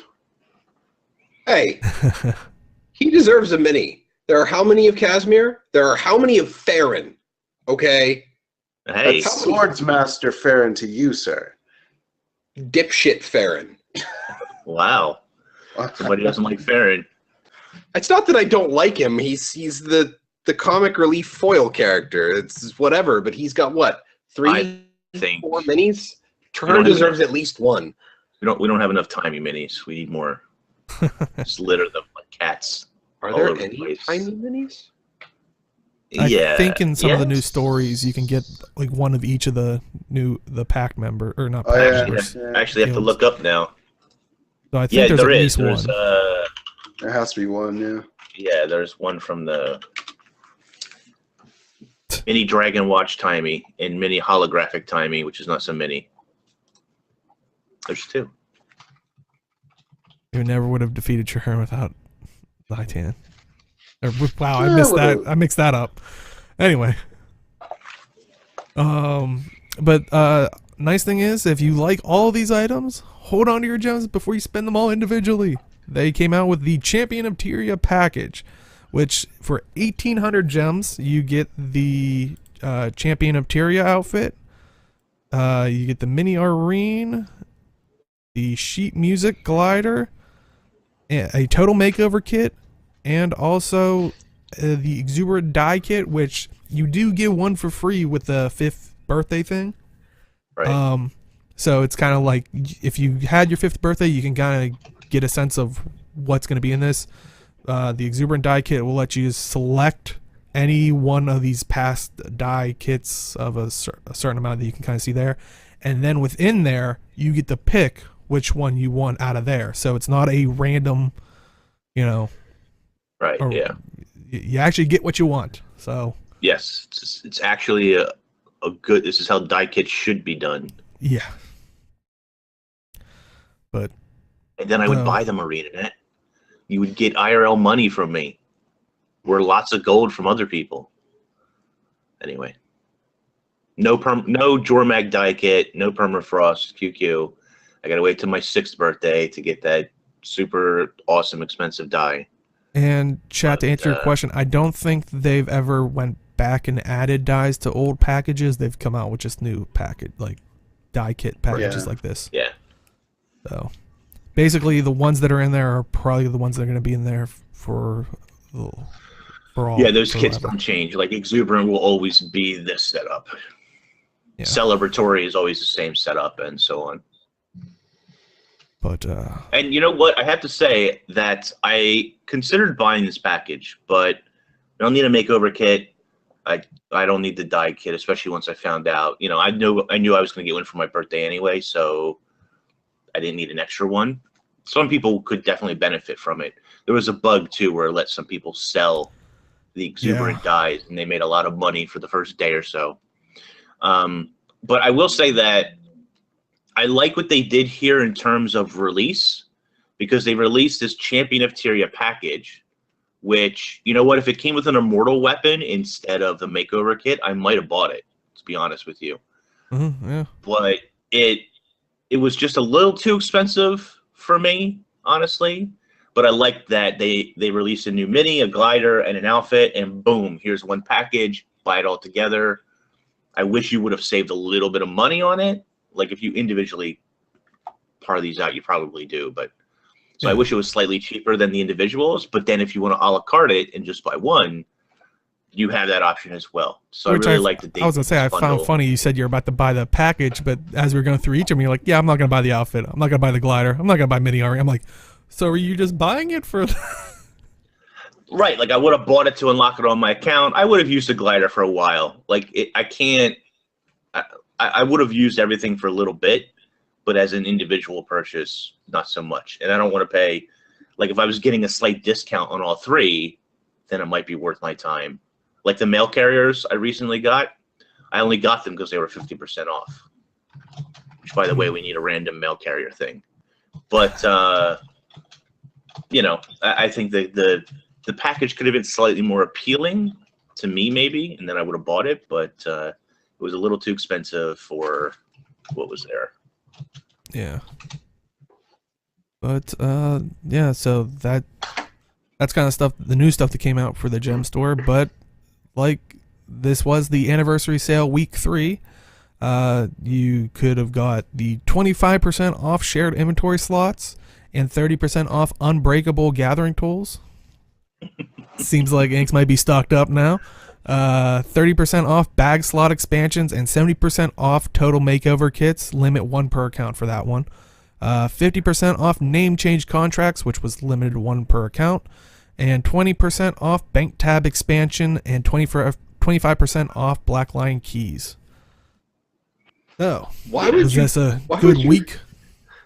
Why would you bother putting a limit on the name change contract? I don't know. I don't know. Maybe they thought and the total makeover kit. Why limit 1 per account? You're just let them make money. Like, let yourself make money. 70% off is a pretty hefty cut. Even 50% off is a hefty cut. If people want to change their names, let them change them 100 times. If you're making money, who cares? Honestly, why stop them? I don't know. I don't get it. Yeah. Maybe they thought they'd lose too much money, but I don't know. Well, I guess maybe their thinking might be, but even then, 1 per account seems like too restrictive to me.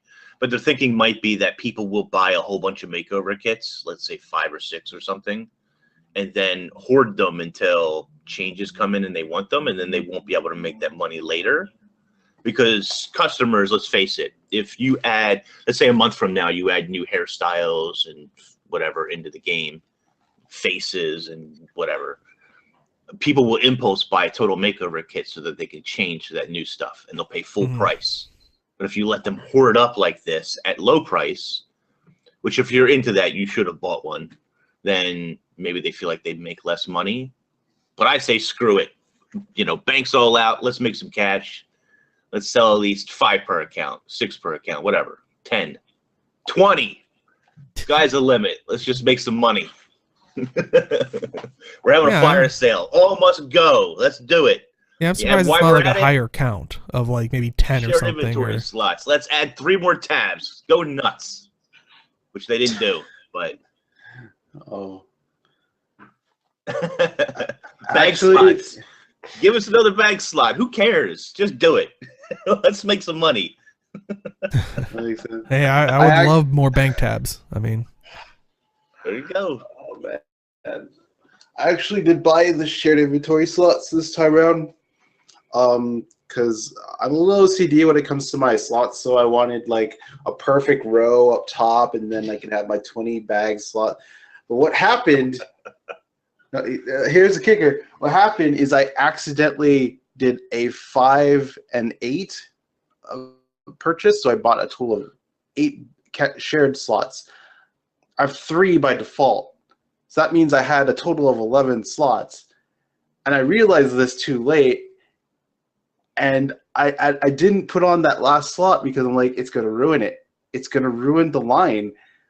And at first, I was gonna put it in one of my extra shared slots, and just leave it there for a while. I'm like, no, this is gonna bug me too. So I just bought the rest of the shared inventory slots to fill out the line as much as possible.